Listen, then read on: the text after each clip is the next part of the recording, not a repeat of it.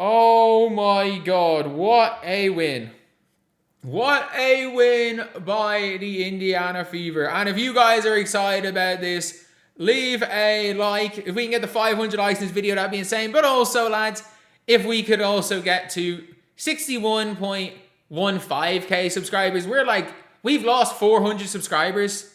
We've gained a few. We've lost 400 subscribers since apparently I became Slurp FC. So if we could just catch up for that, that would be great. That being said, what a game. We had Angel Reese missing an open layup per game. We had Angel missing an open layup per game. What did she end up with, 15 and 17 or something? Angel had 15 points and 14 boards. But missed a wide open layup per game. Caitlin Clark locking down Leisha Gray. No, that needs to be stated. How good Caitlin Clark was on defense. I don't think people need to understand how good she's been on defense. And yeah, what a game. What a game. What a game. That is a huge win. Unfortunately, they do not get to tiebreak. The tiebreak would have been 10. They did not get the tiebreak, but it doesn't really matter if you have the tiebreak if you're just ahead in the standings. And with that, the Indiana Fever goes 2 games ahead? A game and a half? So they're 23 and 12 versus 21 and 12. I think I don't know what that exactly is. But they are a half a game. They're a half a game off the Aces. They're literally a half a game off the Vegas Aces. That is what the Indiana Fever are. They are a half a game off the Aces. They are well and truly in this game, or in this to get a top 3 seed. You don't want them to be lower than top 3. If you are the Indiana Fever, you don't want this team to be, if we're being real here, this team pretty much has to be top 3. And because you don't want to face the Dream and then the Lynx, that is real tough. That is a real tough showing.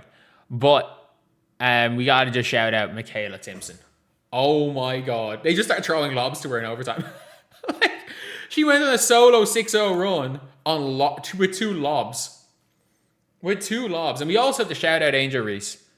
I'll talk about it a little bit later. We have to shout out Angel Reese. Oh my God. What a performance. Kelsey Mitchell, absolutely terrible till the 4th quarter. And she hit a massive shot to tie it up. This game ended what? 95-91. She hit a massive shot to tie it up at 78 each. Caitlin Clark bricked a wide open 3. Kelsey Mitchell then hits a step back in Leisha Gray's face to tie it up at the end of the game. Look, the Indiana Fever, absolutely. Caitlin Clark did not shoot the ball well in the last quarter in OT. She was unbelievable up to that point. Caitlin Clark coming into the 4th quarter, I'm this is one of Caitlin's best ever games. Coming into the 4th quarter, you were this is Caitlin by herself. And she was still good. She dribbled the ball off her foot for a turnover. Her passing was extremely good. Again, passing was great. She didn't have an assist, but she passed the ball to four free throws. She passed the ball 4 times to people for free throws. And their FIBA assists. She has 15 assists probably in this game, if FIBA assists count. So that was a big thing. And the Indiana Fever at one stage from the free throw line were 8 for 14. They made 9 free throws in a row. And Aaliyah was terrible. She was horrendous. And then really stepped up in OT. She hit all her free throws in OT. She got a couple of steals and she swatted Angel Reese. That was a gutsy performance by Aaliyah Boston. A gutsy performance because it was not her day. It was not her day, and she grinded out some struggle buckets in overtime. Kelsey Mitchell isoing Angel Reese to end that game was huge. But the fact is that you always have a chance in a game, no matter how bad you are, when you employ Kelsey Mitchell and Caitlin Clark. This was Caitlin Clark by herself for a large chunk of that game. It was Kelsey Mitchell Or say it was Caitlin Clark by herself. Kelsey Mitchell, I don't know. She didn't show up till OT. But Caitlin Clark by herself, carrying right here. She was carrying. And this was one of those things where I'm like, this is what you want to see. And again, it is extremely difficult to play the way Caitlin Clark did through 3 quarters for an entire game in OT. Did she have the best 4 quarter OT? No. She was fantastic up to that point. And Caitlin's defense, by the way. Caitlin Clark locking down Alicia Gray. Like, locking down Alicia Gray. Genuinely. She locked her down. Every time Alicia Gray tried to ISO on Caitlin Clark, it did not work. It did not work in any way. And we are looking at Caitlin Clark being... I mean this when I say this. We've seen her locking down Ryan, locking down Alicia Gray. The only people I will say that Caitlin Clark can't guard is like Carla Late. Like, I'm fully convinced. I'm fully convinced Carla Late. Convinced Carla Late is the only guard Caitlin. She's the only guard that cooks a locked in Caitlin Clark.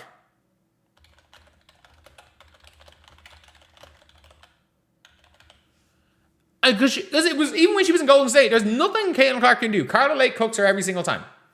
There's actually nothing Caitlin Clark can do with her. But that's it. That's absolutely it. There is nothing that that she can do. Explain 3 of 10 3-point shooting. She had 26 points on 20 shots. Hit the game-winning free throws. And assisted both of Aaliyah's free throws in OT. What are we talking about now? What are we talking about? Complaining about that. It doesn't matter. No matter what, people will find something negative to say about Caitlin Clark. Who gives a shit? Who gives a shit? Because, as we all know, that Caitlin Clark is magic. She wears a magic hat. The greatest point guard in the league. We know that it's a fact. Oh, she can shoot from 30 or dish it to Boston. The ABCC combo will make Indy champions. Come on, we fucking know how good Caitlin Clark is at this stage. What a performance. Alicia Gray, fantastic. Until when she hit that shot to make it 77-72, from that point on was bad. Turnovers. Alicia Clark had a Caitlin Clark game. Alicia Gray had a Caitlin Clark game. She was unbelievable and then choked the 4th quarter. Caitlin Clark has done that a lot of times in her career, where she's been so good up to a point and then just no-showed at the end of a game. And everything is about how Caitlin Clark is not clutch. So what we're not going to do is pretend that losing a game while you don't score in the last 10 minutes and getting locked up by Caitlin Clark is you were the best player on the floor. The best player on the floor today was Caitlin Clark for the Indiana Fever. Closely followed by KK Timpson, the GOAT. Lexi Hull. Shout out Lexi Hull as a human being. I hope Forda becomes worth $100 million. But dear Lord, is she bad at basketball? She is bad at basketball. That's all I can say about Lexi Hull. It's getting really bad. Raven Johnson, oh my God. Mercedes Russell, not all your fault, but Jesus Christ, Raven Johnson's bad. The Indiana Fever win that game by what? 4 points? And they were plus 18 in the minutes that the two of them didn't play. It just isn't good.